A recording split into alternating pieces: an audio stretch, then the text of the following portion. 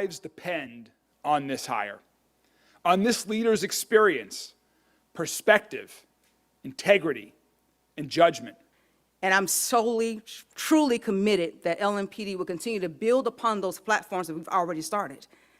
But we need your help, and we're going to ask and be intentional about what we do on an everyday basis. Louisville's new police chief is a familiar face. After a short national search, the mayor gives the interim chief the job full-time, and we all know what a job it's going to be for Jackie Gwen Villaroel with the Department of Justice consent decree looming and the ongoing effort to get more police back on the Louisville force. We also learned today from the mayor, despite a search process that stayed secret, that several candidates, current chiefs and assistant chiefs in other cities applied for were interviewed. Here's how we got to this point today. Jacqueline Gwen Villaroel was sworn in as an interim chief on January 2nd, replacing the former chief Erica Shields, who stepped down as Greenberg came into office. The search for a permanent chief included community input through surveys, focus groups, and town halls. The mayor's office says they had 20 applications for the chief's position. An advisory committee was announced less than a month ago on June 30th. Those members helped with the interview process and offered their input to Mayor Craig Greenberg, who made the final decision.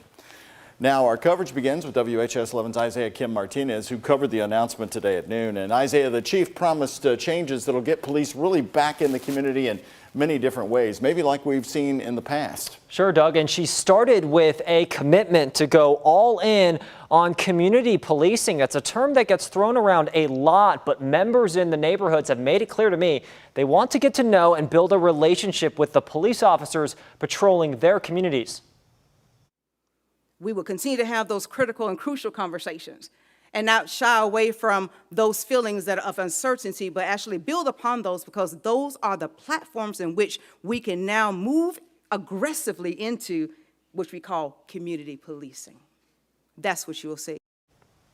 And like Doug had mentioned, staffing is a big part of this. When I talked one-on-one with Gwen Villaroel back in January after she was sworn in as the interim chief, she told me they were short 290 officers. Now, Mayor Craig Greenberg says today that number is down to 250 vacancies. The mayor giving some insight into what was a national search. These are individuals who were very interested in the position. They were, in many cases, individuals that were seeking to be the chief of a police department. We did have some chiefs of police department apply.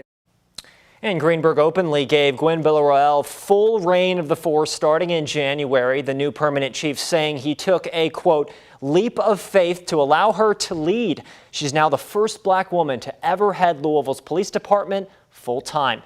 And here's the salary breakdown here. Gwen Villaroel will now make $238,000 a year. That's equal to what former Chief Erica Shields made when she was here.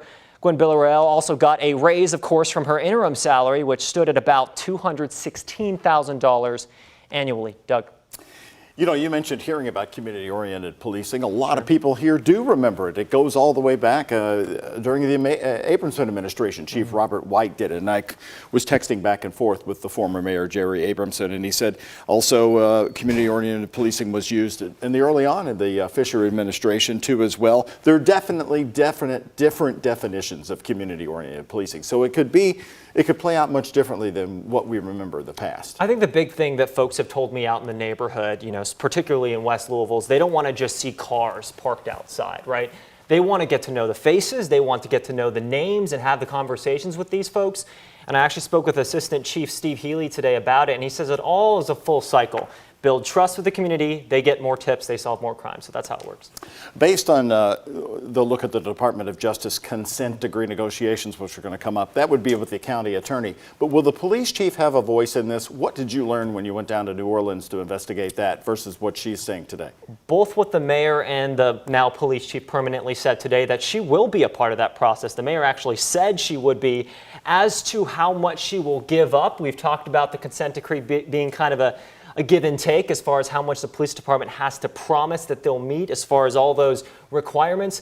That is to be seen. Of course, police departments would rather it not be a long list of things that they have to completely overhaul, which prevents them from making proactive changes. Because, of course, you've interviewed folks who negotiated other consent decrees in New Orleans who said wait a second, don't give everything. Be careful, fight for what you think is manageable, right? Take 3 rather than 30 and do those 3 really well rather than doing 30 and kind of only getting an inch deep. All right, Isaiah, thank you very much.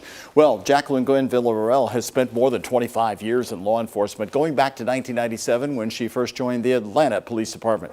She worked her way up from patrol officer to the rank of major, overseeing the Police Training Academy. In February of 2021, then Police Chief of Louisville, Erica Shields, appointed Villarreal to serve as our Deputy Chief for LMPD. Villarreal is also an ordained pastor and founding member of the Unstoppable Praise Ministry. She is married and has a teenage son. Now, just within the past hour here at WHAS, she sat down one-on-one with us in our studio and she talked about what an honor it is to be named the chief. To be at this moment, to be named the permanent chief of LMPD is just so humbling. It's rewarding. It just took me back to the days when I first started in policing, that this journey has now led here. More from that interview coming up tonight at 6 on the WHAS 1119. We also spoke with Villarreal about a series of topics, including how she plans to approach negotiating that consent decree with the DOJ and what's next on the front of community policing in Louisville. Well, the new chief will not get any downtime. We were expecting to see new body camera video next week of the incidents involving officers listed by the Department of Justice in their scathing report. It would be the first time that we would see what has been described. WHAS 11's Travis Breeze was at the news conference today and pressed the mayor on the release of that video. Travis? Doug, the mayor and then interim police chief Gwen Villarreal said on May 26th that they would get back to us within 60 days with that body camera footage, and if any officers received any additional punishments, we will hit that 60-day mark on next Tuesday. The mayor said today that they will likely miss that deadline. He touted this as a step that the DOJ has never taken before and said it will speak to LMPD's commitment to transparency, but he did say it's going to take a few extra days. This is what he said when I asked him. We expect to be having more information on that. I would say it's probably within 2 weeks, but it will. We are working as quickly as possible to get that out, and so it might be a couple more days than Tuesday, but it will be within 2 weeks. I also spoke with NAAC President Raul Cunningham today, who was the most outspoken that the city should have released the names of the 4 finalists for the chief job. He met with the mayor this morning, and he said he still felt the same way.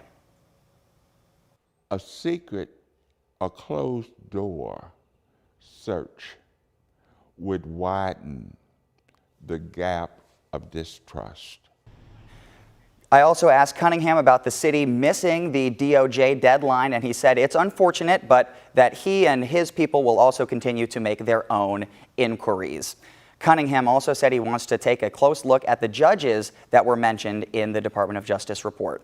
In the studio, Travis Breeze, WHAS 11 on your side. Travis, thank you. And by the way, you've been calling the rant line for weeks now, saying Gwen Villarreal should have been the choice all along. Now that she has been selected, what are you saying now?